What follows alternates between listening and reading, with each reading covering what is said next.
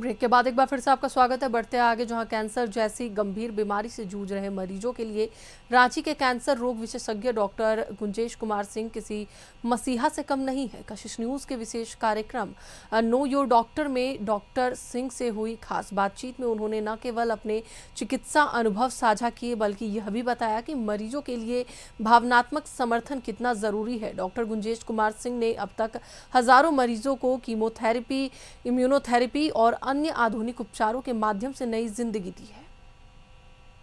ऐसे जिनका रीजन हमें नहीं मालूम, कुछ कैंसर हार्मोन में परिवर्तन होने से होते हैं, जैसे कि ब्रेस्ट का कैंसर हो गया, ओवरी का कैंसर हो गया, प्रोस्टेट कैंसर हो गया, ये हार्मोन में परिवर्तन होने से होते हैं।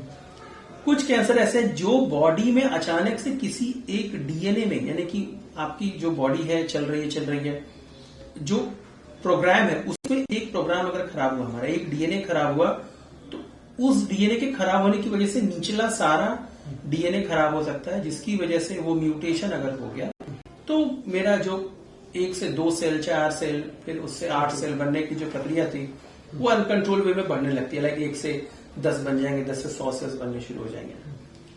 तो कुछ कैंसर के हमें रीजंस पता है, कुछ के हमें नहीं पता है। तो जिसके हमें पता है एटलीस्ट उसको हम लोग प्रिवेंटेबल कैंसर्स में हम लोग गिनते हैं। जैसे कि अभी हमारे झारखंड में हेमंत सर का जो ये आया है कि नशा मुक्ति हमें करना है, तंबाकू नहीं यूज करना है, स्मोकिंग फ्री कीजिए, ड्रग्स फ्री कीजिए।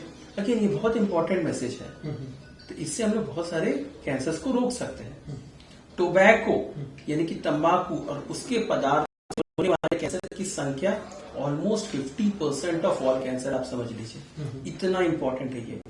तो अगर हम लोग इससे बचेंगे तो ऑलमोस्ट 50% कैंसर रेट को हम लोग कम कर सकते हैं। गुड हेल्थ हैबिट्स, जैसे कि आप डेली एक्सरसाइज कीजिए, वीक में कम से कम जो है आप 5 डेज एक्सरसाइज कीजिए daily for 30 minutes. Good moderate exercise आपको करना चाहिए।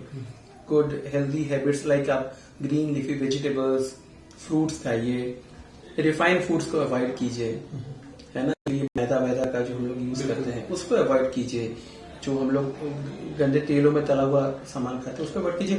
Colon cancer, stomach cancer young patients में बहुत बढ़ गए हैं जी। मैं आपको बता रहा हूँ, जितना ये आंत का कैंसर ओल्ड एज में किताबों में लिखा जाता था कि 50 या 60 ईयर्स में होता है, आज के डेट में 25 साल 30 साल के लोग कैंसर लेकर के आ रहे हैं।